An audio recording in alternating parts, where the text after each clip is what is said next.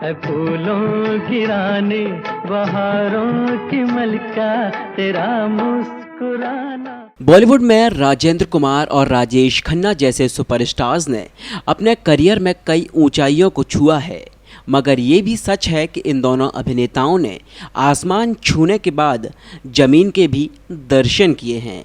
इसे किस्मत कहें या इत्तेफाक कि इन दोनों सुपरस्टार्स की ज़िंदगी में एक बंगले ने बहुत बड़ा योगदान दिया है। गुलाबी आंखें जो तेरी देखी, शराबी ये दिल हो गया। नमस्कार, मैं हूं आलोक राजपूत और आप देख रहे हैं लेमन जूस कैंडी। और अगर आपने अभी तक हमारा चैनल सब्सक्राइब नहीं किया है तो जल्दी से कर दीजिए और बेल आइकॉन दबाना बिल्कुल ना भूलें।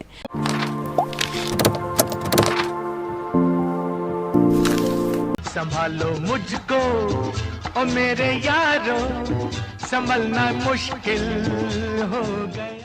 दोस्तों, अगर टैलेंट हो तो इंसान क्या हासिल नहीं कर सकता, लेकिन कई बार ये टैलेंट भी काम नहीं आता है और फिर आपको किसी करिश्मे का इंतज़ार रहता है।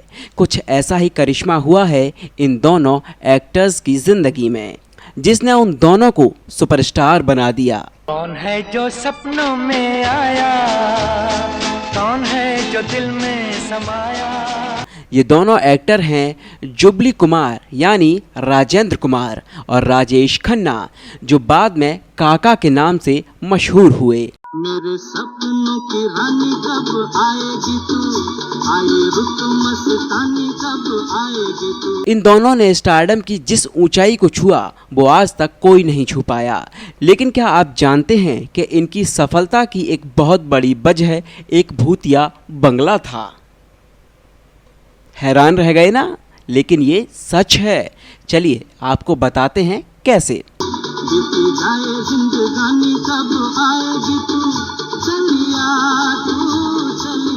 दरअसल 60 के दशक में कार्टर रोड पर बंगलों का एक समूह हुआ करता था, जो मुख्य रूप से पूर्वी भारतीय समुदाय और पारसियों से संबंधित था। उस समय समुद्र के सामने सिर्फ संगीत निर्देशक नौशाद के द्वारा बनाया गया बंगलो ही था, जिसका नाम था आशियाना। जिसके पास ही थोड़ी टूटी फूटी हालत में एक और बंगलो था, जिसे वहां रहने वाले लोग भूत बंगला कहा करते थे।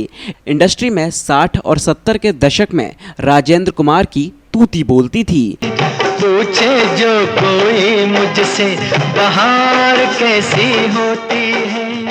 1949 में बॉलीवुड डेब्यू करने वाले राजेंद्र कुमार ने 1955 में पहली बार लीड रोल किया। नाम तेरा लेके कह दूं कि यार ऐसी होती है। मदर इंडिया, घर संसार, कानून, धर्मपुत्र जैसी फिल्मों ने उन्हें स्टार बना दिया। लेकिन अब भी राजेंद्र कुमार सुपरस्टार बनने के लिए स्ट्रगल कर रहे थे। ये उन दिनों की बात है जब राजेंद्र कुमार फिल्म इंडस्ट्री में कदम जमाने में लगे हुए थे। वो कई फिल्में कर चुके थे, लेकिन सफलता हाथ नहीं लग पा रही थी। वहीं दूसरी ओर वो अपने परिवार के लिए एक बड़े घर की तलाश में थे। तभी किसी ने उन्हें कार्टर रोड पर स्थित एक बंगले के बारे में बताया। राजेंद्र कुमार को वो बंगला पसंद भी आ गया, लेकिन उनके पास इतने पैसे नहीं थे कि वो उसे खरीद पाते। वो भी परेशान हो गए, लेकिन कहते हैं ना, भगवान एक रास्ता बंद करता है तो दूसरा खोल देता है। राजेंद्र कुमार के साथ भी यही हुआ। निर्देशक B.R. चोपड़ा के रूप में उन्हें उम्मीद की एक किरण नजर आई। V.R. चोपड़ा ने राजेंद्र कुमार को एक फिल्म के लिए एडवांस में पैसे दे दिए, साथ ही फिल्मों का ऑफर भी। उन पैसों से राजेंद्र कुमार ने कार्टर रोड वाला वो बंगलो खरीद लिया। मेरा प्यार भी तू है, ये बहार भी तू है। मगर बहुत से लोगों ने राजेंद्र कुमार को वो बंगला खरीदने के लिए मना किया और चेतावनी दी।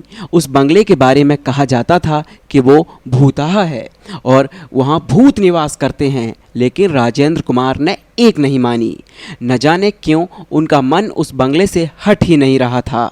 कई लोगों ने राजेंद्र को चेताया कि बंगला उनके लिए अच्छा नहीं है, यहाँ अजीब अजीब आवाज़ें भी आती हैं और कई लोग यहाँ से भाग भी चुके हैं। लेकिन राजेंद्र कुमार मानो उस बंगले के मोह में इतना खो चुके थे कि उन्होंने किसी की एक न सुनी और उसके बाद जो हुआ वो इतिहास ही बन गया। इस बंगले में रहने के दौरान राजेंद्र कुमार के करियर में करिश्माई उछाल आया। वो भी एक के बाद एक कई हिट फिल्में देते गए। दुख भरे दिन बीते रे भैया, अब सुख आयो रे, रंग जीवन में नया लायो रे। राजेंद्र कुमार का स्टारडम ऐसा बढ़ा कि उनकी फिल्म सिनेमा घरों में 25 हफ्तों तक लगातार चलती रहती थी और फिल्म रिकॉर्ड बनाती जा रही थी। इसी वजह से राजेंद्र कुमार का नाम जुबली कुमार पड़ गया। राजेंद्र कुमार उस समय सबसे अमीर स्टार बन गए थे। खुदा भी आसमां से जब जमीन पर देखता हो। लेकिन कुछ वक्त बाद ही राजेंद्र कुमार के दौड़ते हुए करियर को अचानक से ब्रेक लग गया और मजबूरी में उन्हें सपोर्टिंग रोल की तरफ रुख करना पड़ा।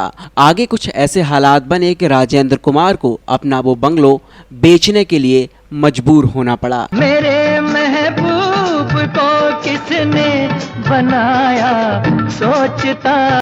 उस वक्त राजेश खन्ना भी फिल्म इंडस्ट्री में अपने कदम जमा रहे थे। राजेश खन्ना ने सोचा अगर उन्होंने राजेंद्र कुमार का वो बंगला खरीद लिया तो हो सकता है कि राजेंद्र कुमार के स्टारडम की कृपा उनके ऊपर भी हो जाए और राजेंद्र कुमार की तरह वो भी एक बड़े स्टार बन जाएं। शायद मेरी शादी का ख्याल दिल में आया है। और आप यकीन नहीं करेंगे, हुआ भी यही। राजेश खन्ना ने राजेंद्र कुमार का वो बंगलो खरीद लिया। इस बंगले में आने के साथ ही राजेश खन्ना की लोकप्रियता जबरदस्त तरीके से बढ़ी। इसीलिए मम्मी ने मेरी तुम्हें चाय पे बुलाया है। क्या कहा? धीरे धीरे उनकी फिल्में सुपरहिट होने लगी और देखते ही देखते वो बॉलीवुड के पहले सुपरस्टार बन गए। राजेश खन्ना लगातार 15 हिट फिल्में देकर ऐसा रिकॉर्ड बना चुके थे जो आज तक कोई भी एक्टर तोड़ नहीं पाया है। एक साल के अंदर ही राजेश खन्ना ने 17 फिल्में करने का भी रिकॉर्ड बनाया था। ये शाम मस्तानी मदहोश किए जा। राजेंद्र कुमार को राजेश खन्ना ने कड़ी टक्कर दी। राजेंद्र कुमार की फिल्में फ्लॉप होने लगीं, लिहाजा उन्हें अब लीड रोल के बजाय सपोर्टिंग रोल ही मिल पा रहे थे। दुनिया में हम आए हैं तो जीना ही पड़ेगा, जीवन है अगर। Jubilee Kumar the light of times of superstar में इसका जिक्र किया गया है। 1969 में राजेश खन्ना ने राजेंद्र कुमार का जब बंगलो खरीदा तो राजेंद्र कुमार ने उनके सामने शर्त रखी कि राजेश खन्ना को बंगले का नाम बदलना होगा। राजेश खन्ना ने बंगले का नाम बदलकर आशीर्वाद बंगलो रख दिया। गोरे रंग पे न इतना गुमान कर। कहते हैं कि ये बंगला राजेश खन्ना के लिए इतना भाग्यशाली साबित हुआ कि बंगले में शिफ्ट करने के बाद राजेश खन्ना की किस्मत अचानक से चमक गई और वो एक बहुत बड़े सुपरस्टार बन गए। गोरा रंग 2 दिन में ढल जाएगा। आराधना, इत्तेफाक और दो रास्ते जैसी फिल्मों ने राजेश खन्ना को वो पॉपुलैरिटी दी जिसके लिए वो तरस रहे थे। किताब के मुताबिक राजेश खन्ना ने राजेंद्र कुमार से एक बार कहा था कि आपका स्टारडम चरम पर है, जबकि मैंने अभी शुरुआत की है। मेरी जिंदगी भी बदल जाएगी अगर मैंने आपका बंगला खरीद लिया। आखिरकार ये एक सुपरस्टार का बंगला है। राजेंद्र कुमार को बंगला बेचने पर परिवार से भी खूब नाराजगी झेलनी पड़ी। किताब के मुताबिक उनकी पत्नी शुक्ला ने उन्हें खूब खरी खोटी सुनाई थी। पत्नी ने कहा कि पैसे की इतनी ज़रूरत तो नहीं है कि तुम्हें औने पौने दाम पर यह बंगला बेचना पड़े। खैर, स्क्रीन से दूर होने के बाद राजेंद्र कुमार ने मोहन कुमार, रामानंद सागर और अपने भाई नरेश कुमार के साथ प्रोडक्शन का काम शुरू कर दिया। हमको किसी का डर नहीं, कोई जोर जवानी पर नहीं। 1981 में राजेंद्र कुमार ने अपने बेटे कुमार गौरव को लॉन्च किया। उनकी फिल्म लव स्टोरी ब्लॉकबस्टर साबित हुई। ये लड़की जरा सी दीवानी लगती है, मुझे तो ये गुड़िया जापानी लगती है। लेकिन गौरव कुमार सिर्फ एक फिल्म के लिए ही सुपरस्टार बनकर रह गए। बाद में कुमार गौरव ने सुनील दत्त की बेटी नम्रता दत्त से शादी की। बनते बनते दुल्हन प्रीत हमारी उलझन बन गई। दूसरी ओर राजेश खन्ना ने अपनी जिंदगी के सबसे सुनहरे दिन इसी बंगले में बिताए। ये बंगला उन्होंने उस समय 3.5 लाख रुपए में खरीदा था। पैसे कम थे, इसलिए राजेश खन्ना ने इसके लिए EMI पर पैसे चुकाए थे। राजेश खन्ना ने हाथी मेरे साथी फिल्म सिर्फ इसलिए साइन की थी कि वो बंगला खरीद सकें। ये वही फिल्म थी जिसमें पहली बार सलीम जावेद की जोड़ी बनी थी। चल चल चल मेरे साथी, ओ मेरे हाथी। और इस तरह भूतहा बंगले ने राजेंद्र कुमार और राजेश खन्ना को एक सुपरस्टार बना दिया। राजेश खन्ना की मौत के बाद उनकी दोस्त अनीता आडवाणी और पत्नी डिंपल के बीच बंगले को लेकर जंग चल रही है। तो दोस्तों, कैसी लगी आपको ये कहानी, हमें कमेंट बॉक्स में लिखकर ज़रूर बताइएगा। और अब मुझे यानी अपने होस्ट और दोस्त आलोक राजपूत को दीजिए इजाज़त। धन्यवाद।